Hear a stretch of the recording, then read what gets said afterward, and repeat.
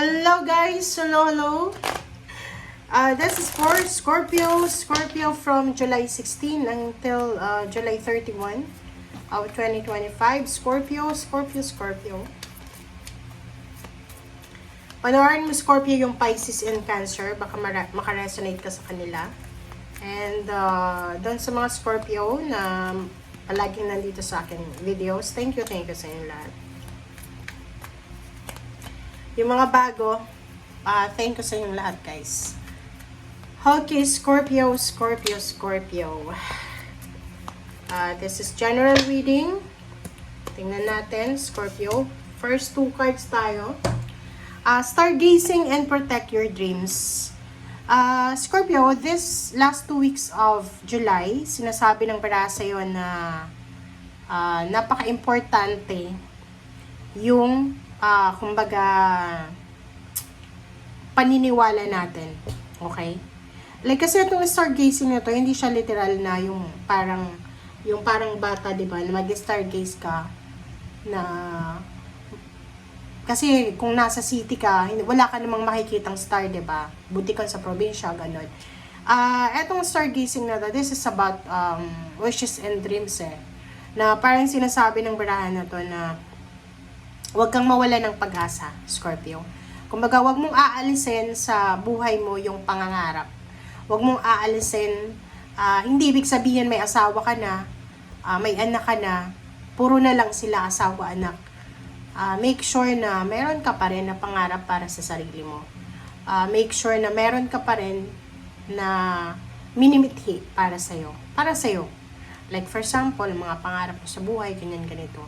And wag mong iaalis yan. Wag mong alisin yan sa buhay mo yung yung parang yung wala bibigay ko na lang sa kanila kasi wala, may asawa na ako, ganito. Hindi pa huli ang lahat 'di ba? Okay naman na pagsabayan mo, alagaan mo yung sarili mo, alagaan mo yung pamilya mo na hindi kumbaga nasa sacrifice kung ano talaga ang gusto mo sa buhay. Okay? And this card, protect your dreams. Sinasabi ng barahan sa'yo dito na yon, kahit anong mangyari, 'di ba? Kahit anong mangyari, wag mong kakalimutan yung mga pangarap mo sa buhay. Yun nga sabi ko sa isang zodiac sign. Hindi ko alam kung sino yon na zodiac sign. Basta, if ever lang, meron kang, like ngayon, busy ka sa trabaho, busy ka sa business, kung may business, busy ka sa pag-aalaga sa pamilya mo. Kung meron ka pang pangarap para sa sarili mo na hindi mo nagagawa, okay, so since busy ka sa isang bagay ngayon, set aside mo muna yon, yung pangarap mo para sa sarili mo. And once na naging okay na yung lahat, yun, balikan mo yung pangarap mo, ibigay mo yun sa sarili mo. Okay? Wow. Scorpio.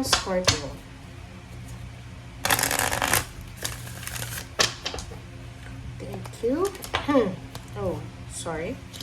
Faraway places and valiant courage. Wow!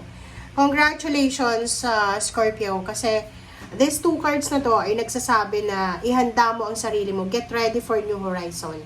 Ihanda mo yung sarili mo para sa pagta-travel. It's either you're traveling international, basta be careful lang kasi sa ngayon medyo delikado yung OFW, lalo na sa Middle East, diba? But kahit naman saan, kahit sa Pilipinas ka lang, diba? Delikado din. So, you need to be ready. Still, you need to be ready kasi mayroon ditong possibilities, opportunities na makapagtrabaho ka sa ibang bansa. Okay? Faraway places siya. So, may pagkakataon dito na makapagtrabaho ka sa ibang bansa and may trabaho or pwedeng makapag-asawa ka ng ibang lahi or kung ano pa man. And you need to be courageous. Okay? Take action with passion. So, kung ano man itong plano mo, 'di ba? Kung marami kang plano sa buhay, and isa sa rason kung bakit hindi mo nagagawa siya is because pinanghihinaan ka ng loob na mabilis kang ma-homesick or mabilis mong ma-miss yung family mo. You need to fight it. You need to decide. Dapat decided ka kasi mahirap gawin or gumawa ng isang desisyon na hindi tayo decided sa ginagawa natin. Okay, thank you.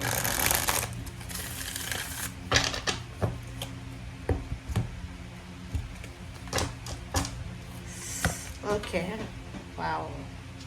Page of Swords. Seven of Cups. Wow. Victory and success. Six of Wands. Okay. Wow, the World card. This is a confirmation, guys. Oh. Nakaw. Scorpio, this is confirmed. Diba? Nako, mag-comment ka sa comment section ha. Ito yung para sa mga Scorpio na wala pa sa ibang bansa. Wala pa kayo sa ibang bansa, but you are parang nag-iisip ka. You are thinking. Nag-iisip ka eh. Like may kapitbahay ka, may kakilala na nasa ibang bansa and nagpo-post siya ng mga magagandang nangyayari sa kanya sa ibang bansa. And you're wondering then, parang iniisip mo, ako kaya, may pagkakataon kaya ako nung makapunta dyan sa lugar na pinopost na itong kaibigan ko. Wow, yes na yes yan. Kasi sinasabi ng Barasa dito na yung Page of Pentacles mo, this is your future. Sinasabi ng Barasa yun na tuloy-tuloy. Kumbaga, halimbawa, once na nakapunta ka sa isang bansa, halimbawa pumunta ka ng Middle East, 2 years ka doon, tapos nag-apply ka ng trabaho sa Canada, mag-grant ka ng parang ganyan. Alam mo yung energy mo na to is yung parang ganun, yung graph niya is from here until there. Diba? Galing sa ilalim pataas. Diba? Tingnan mo, oh. Sinasabi ng barahan na to na you need to be valiant courage. Valiant courage. Courageous ka dapat. Dapat malakas yung loob mo. Kasi yung pangingibang bansa, hindi yan para sa mga mahihinang loob. Okay?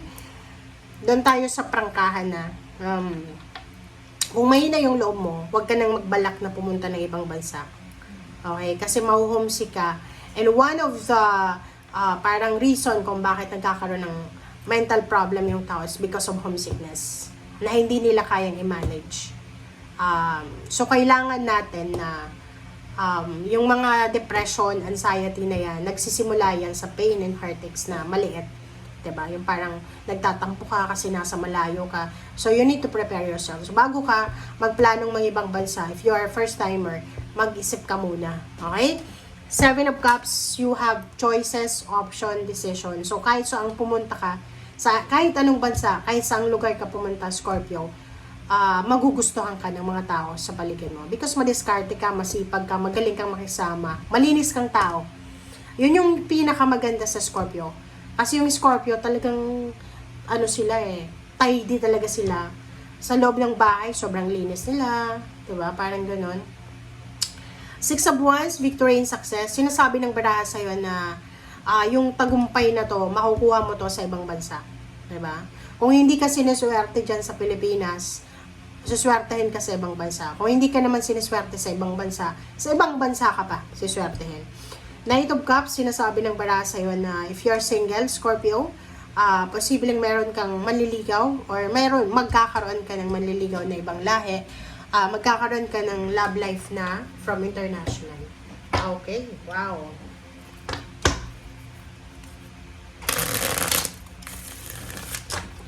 Okay.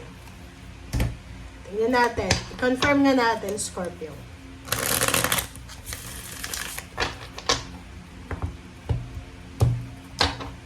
Alright, Page of Swords. Ang Page of Swords mo dito, dalawa yung the World card. So, talagang, dalawa yung World card. So, ibig sabihin, talagang yung direction mo is, ma-experience yung ibang bansa. Parang ganon. Yung World card na yan, ay parang sinasabi sa'yo na, gusto mong subukan na tumira sa ibang bansa. Gusto mong itry, or gusto mong magtrabaho sa ibang bansa talaga. Yun talaga yung prospect mo. Yun talaga yung focus mo. And Seven of Cups, sinasabi ng baraha sa'yo na gagawin mo ang lahat para sa pamilya mo. Parang you are willing to sacrifice for your family. Six of Wands, wow. So yun, ang pinaka-focus mo talaga is yung Six of Wands. Gusto mo nang makaalis sa stagnant na situation, sa entrapment, punong-puno ng problema, pinansyal, emosyonal. Gusto mo nang mabago to. So, yung direction ng King of Swords is parang gusto mong i-let go na yung past And i-welcome yung new beginnings. And ang direction na gusto mong puntahan is 6 of Wands. 6 of Wands is victory, success, recognition, awards, rewards, wealth. Yun. Okay? And Page of Cups. Yung Page of Cups is the World card. So, yun. Yun, di ba? If you're single, possible na ikaw ay magkaroon ng love offer from ibang lahi, from international. And ikaw din, if you are traveling, kahit may asawa ka na, possible ka na makatanggap ng parang offer ng kasal or offer ng love. So, maybe yung iba, siguradong makakapunta kayo ng ibang bansa, especially if you are single or if you are single mom, na meron kang ka-date sa dating website or kung saan man na dating, okay? Online. So, kasi nakikita natin dito yung 6 of Swords yung world na to, tsaka Page and 6 of Swords and Knight of Cups, isa lang yung message niya. It's either pupunta ka ng ibang bansa for work and accidentally you will met someone na magpapatibok ng puso mo, or someone na kausap mo, nasa Pilipinas ka, siya ay nasa ibang bansa. Kailangan mo pumunta doon para magkita kayo, or siya yung pupunta sa'yo para magkita kayo. Diba? Kita mo, dalawa yung 6 of Wands dito kung makikita mo, 6 of Wands, 6 of Wands, 6 of Wands, the World card, the World card. So, sinasabi ng baraha, double confirmation of success, victory, double confirmation of prosperity and abundance, promotion, salary increase, money, and Page of Pentacles. This is for your future. So, wag kang mag-alala kung halimbawa sa ngayon, nasa Pilipinas ka, Scorpio makinig ka. Kung halimbawa nasa Pilipinas ka ngayon, tapos hindi ka pinapautang ng mga kapitbahay mo because wala kang trabaho, unemployed ka, or maybe may trabaho ka pero konti lang yung sweldo mo, relax ka lang. Let it go. Kasi in the near future, sinasabi dito, pinipredict mismo ng baraha mo na in the near future, wala ka na dyan kung saan lugar ka umutang. Halimbawa, nasa harap ka ng isang sari-sari store, and nakikiusap ka na uutang ka ng bigas, ng milk, ng kape, or kung ano pa man, ng ulam, hindi ka pinapautang. Okay lang yan. Kasi hindi nila nakikita kung ano yung victory and success na darating sa is. Double confirmation of 6 of Wands. Double confirmation of the World card. So, sinasabi, you will be successful. Once na nakalabas ka ng Pilipinas, or kung nasa ibang bansa ka na, hindi ka pa rin successful. Once na nakalabas ka yan, pumunta ka sa ibang bansa, talagang makukuha mo yung double victory and success. Okay? Thank you guys for watching. Bye!